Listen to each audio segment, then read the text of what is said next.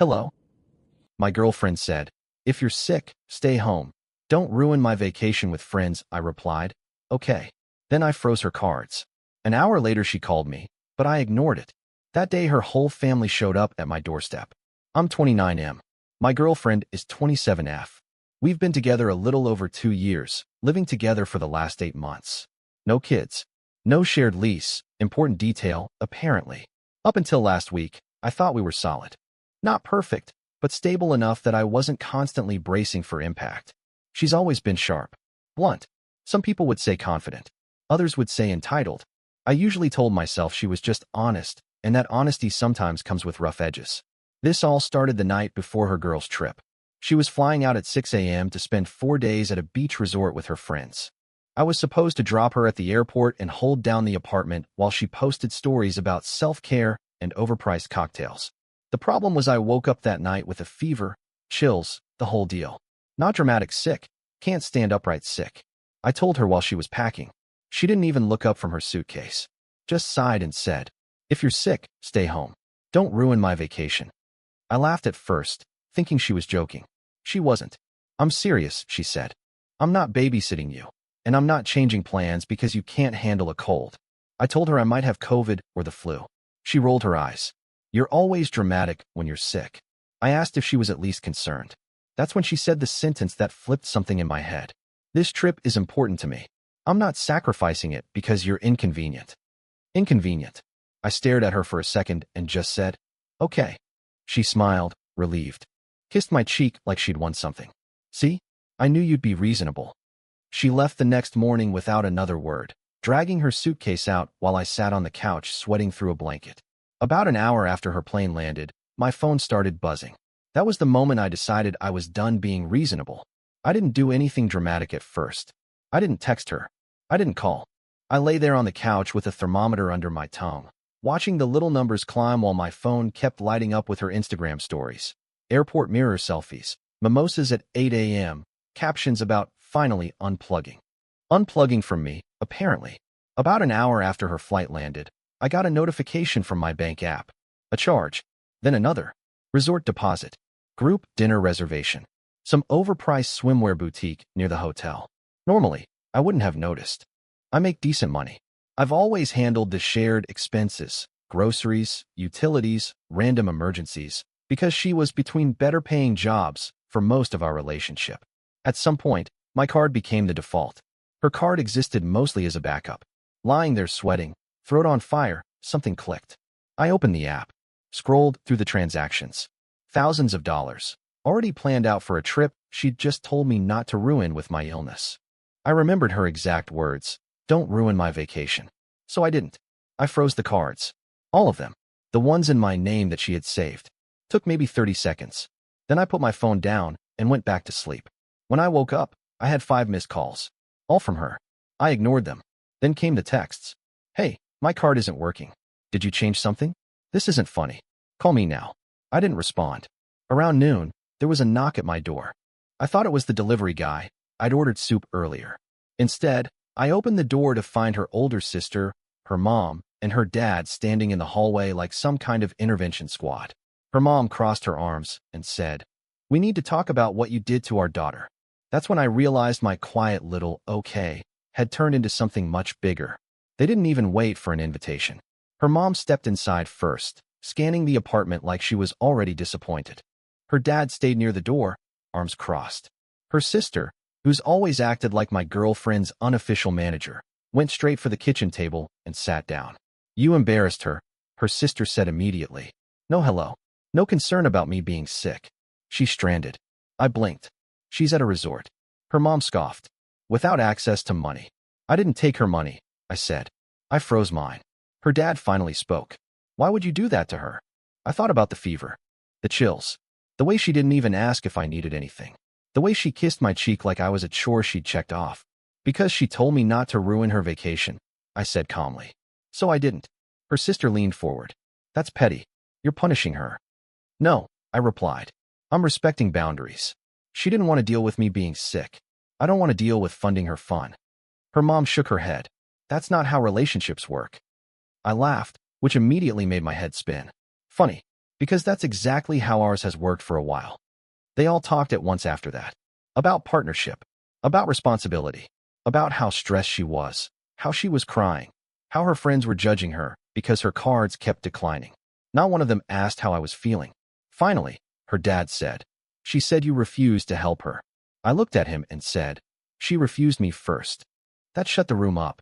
Her phone started buzzing on the table, FaceTime this time. Her sister grabbed it and turned the screen toward me without asking. My girlfriend's face filled the screen. Sunglasses on. Lip gloss perfect. Beach behind her. "What the hell is wrong with you?" she snapped. "Fix this. Right now." I stared at her for a long moment. Then I said, "No." And for the first time since I'd met her, she looked genuinely confused. Her confusion didn't last long. It turned into anger fast. "You're being abusive," she said into the phone, voice raised just enough that I knew her friends could hear. "You're controlling me with money." I glanced at her family standing in my living room. Her sister nodded along like this was a script they'd rehearsed. "I'm not controlling you," I said evenly. "I'm opting out." Her mom jumped in. "You don't get to just opt out when things are inconvenient." I almost laughed at that. "That's interesting," I said, rubbing my temples, "because that's exactly what your daughter did." My girlfriend snapped back. "I was going on a trip I already planned. You were sick. What was I supposed to do?" "Care?" I asked. "Ask how I was doing? Maybe not call me inconvenient?" Silence on the phone. Not guilt, processing. Like she was recalculating the argument. Her sister crossed her arms. "You're ruining her relationships. Her friends are pissed. This makes her look bad." That was it. That was the real issue. "I didn't realize my role was to manage her image," I said.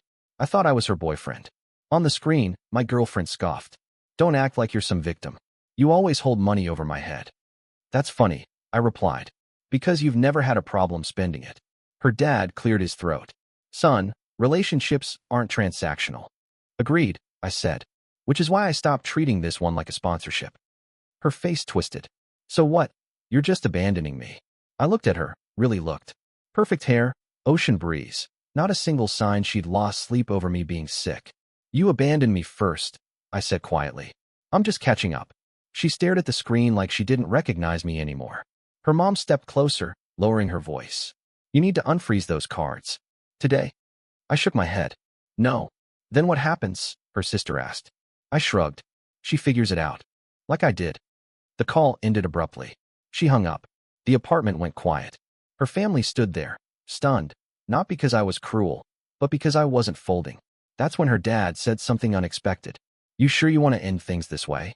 I swallowed, fever still buzzing in my bones. "I'm not ending it," I said. "I'm just finally done carrying it."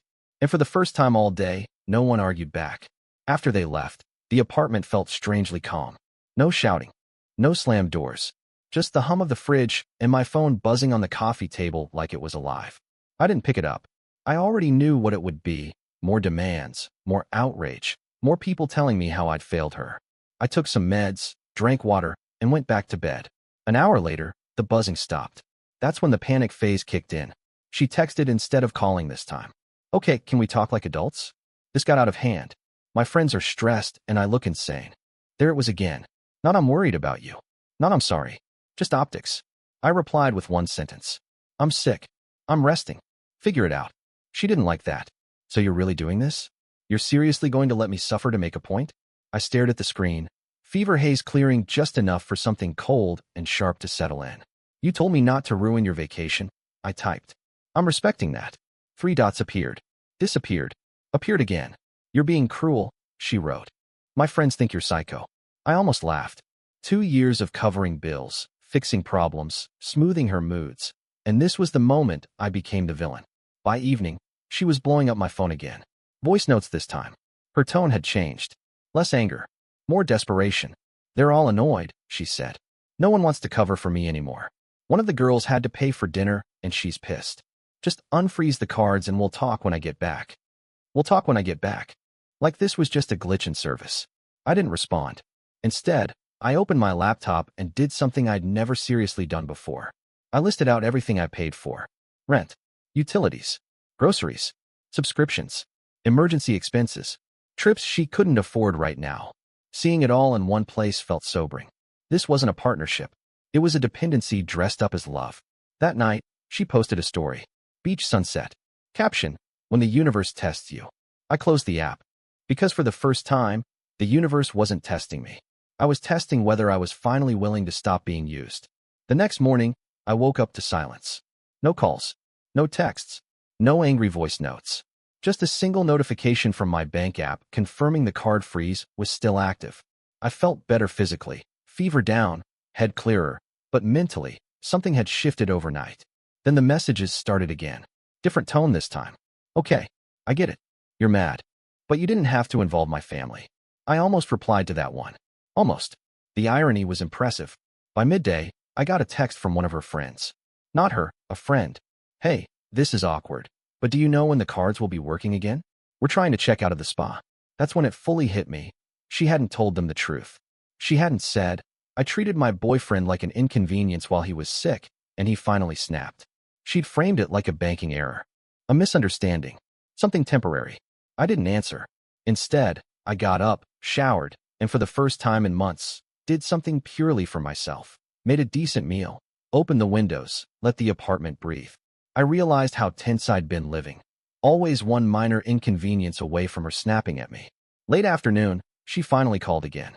I let it ring twice, then answered. Her voice cracked immediately. Can you please just fix this? I'll pay you back. That was new. With what? I asked. Silence. I didn't mean it like that, she said quickly. I didn't think you'd actually do this. I said okay, I replied. You took that as permission. I took it as clarity. She started crying. Not loud. Controlled. The kind meant to soften someone up. I was stressed, she said. You know how I get. I didn't mean you were inconvenient. But you said it, I replied. And you left anyway. I thought you'd understand, she whispered. That sentence broke whatever sympathy I had left. I understand perfectly now, I said. That's the problem. She begged. Promised things would change. Said she'd come home early if I just fixed the cards. I looked around the apartment, the quiet, the space, the lack of tension, and realized something important. I didn't want her to come home. I'm not freezing them to punish you, I said calmly. I'm freezing them because I'm done being your safety net. She inhaled sharply. So what does that mean for us? I closed my eyes. It means, I said, you're about to experience the vacation you asked for, without me. She didn't respond. The call ended shortly after. And for the first time since she left, I felt something close to peace. By day 3, the story she'd been telling herself started collapsing. Her call stopped completely. Not because things were better, but because she'd run out of people willing to spot her. I found that out through an unexpected source, her cousin. He texted me that evening. Hey man, I don't want to be in the middle of this, but she's asking family to Venmo her. What's going on? That message sat heavy. She'd gone from beachfront cocktails to borrowing money in less than 72 hours. I didn't reply. Later that night, she finally texted again. No anger. No guilt tripping. Just stripped down honesty. I'm embarrassed. I didn't think it would get this bad. I stared at the screen, thinking about the way she'd dismissed me when I was sick. How easily she'd told me to stay home, so I wouldn't ruin her fun. It didn't seem bad when I was the one dealing with it. I typed back. She didn't respond right away. When she did, it was frantic. My parents are furious. My friends are annoyed. Everyone thinks I'm irresponsible. I almost felt bad, almost. But then she followed it up with, you could fix all of this with one call. There it was.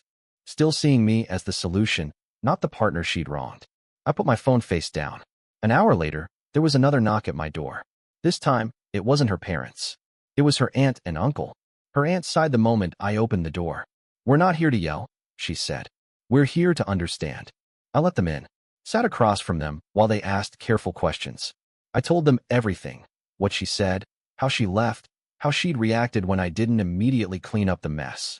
Her uncle nodded slowly. She's always assumed someone would catch her. I didn't argue. Before they left, her aunt said something that stuck with me. You know, she said gently, if you unfreeze those cards now, she'll never learn this lesson. I didn't respond. Because for the first time, her family wasn't asking me to save her. They were asking me to let her face herself. And that told me exactly how bad things had gotten. The next morning, she finally came home. No warning. No text. I heard the key in the lock while I was making coffee, and for a second my body reacted before my brain did. Muscle memory, I guess.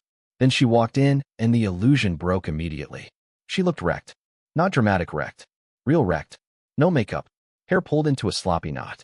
Sunburn peeling on her shoulders. The kind of tired that comes from humiliation, not lack of sleep. She dropped her suitcase in the hallway and just stood there, staring at me like she wasn't sure what version of me she was going to get. "So," she said quietly, "you really did this?" I didn't answer right away.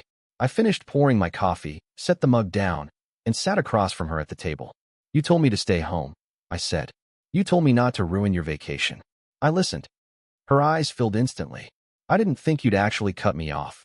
"That's the problem," I replied. "You never think I'll stop." She snapped back fast. "You could have just talked to me." "I tried," I said. "You were packing." She laughed bitterly. "Do you have any idea how humiliating that was?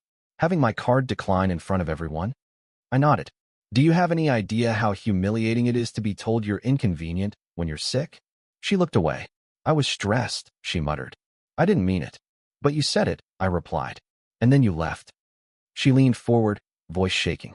I panicked. Everything fell apart. My friends were mad. My parents were furious. No one wanted to help me because they all assumed you would. I let that sit between us.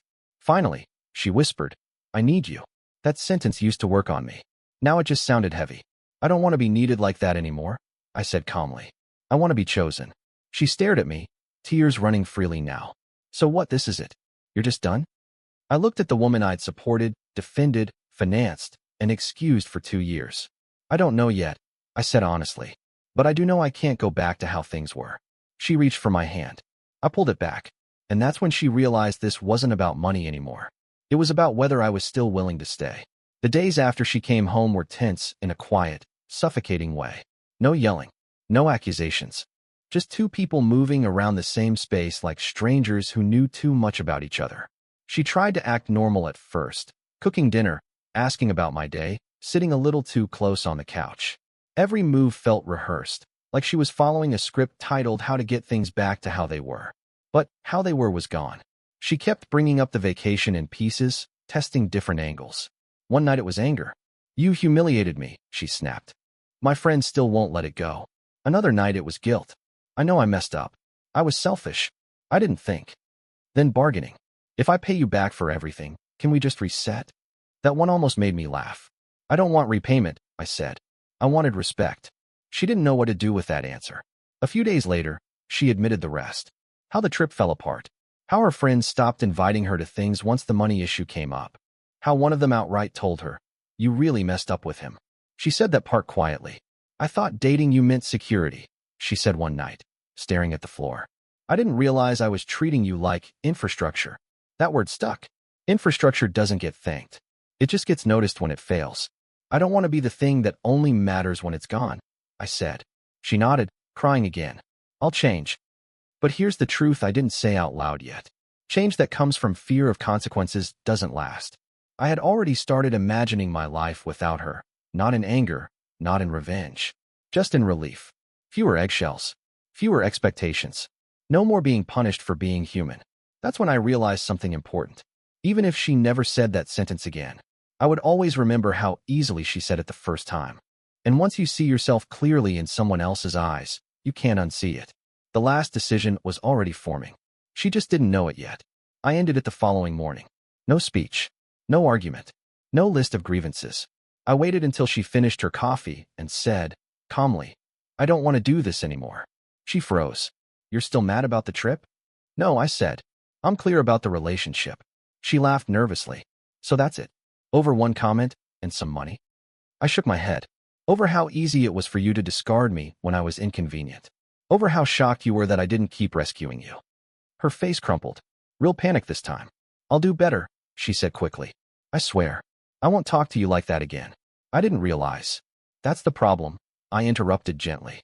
"You didn't realize because you didn't have to. Someone always caught you." She started crying hard then, apologizing, saying she loved me, saying she was scared to lose me, saying she needed me. I listened. I didn't interrupt. And when she finally stopped, I said the truth. "I don't want to be needed like that anymore." That broke something in her. She asked where she was supposed to go. I told her she had family, friends, options, things she was so sure of when she left for that trip. I unfroze the cards later that day, not for her comfort, but because I was done using money as a boundary. The real boundary was me leaving. She moved out that weekend. The last thing she said to me was, "I didn't think you'd actually walk away." And I realized that summed up our entire relationship. She never thought I would stop absorbing the damage. I'm on my own now. Health's better. Apartment's quiet. Bank account's calmer. And for the first time in a long time, I'm not afraid of being sick, tired, or inconvenient, because no one here treats me like a problem to manage. If someone tells you not to ruin their happiness with your humanity, believe them. Then decide whether that's really where you belong. Bye-bye.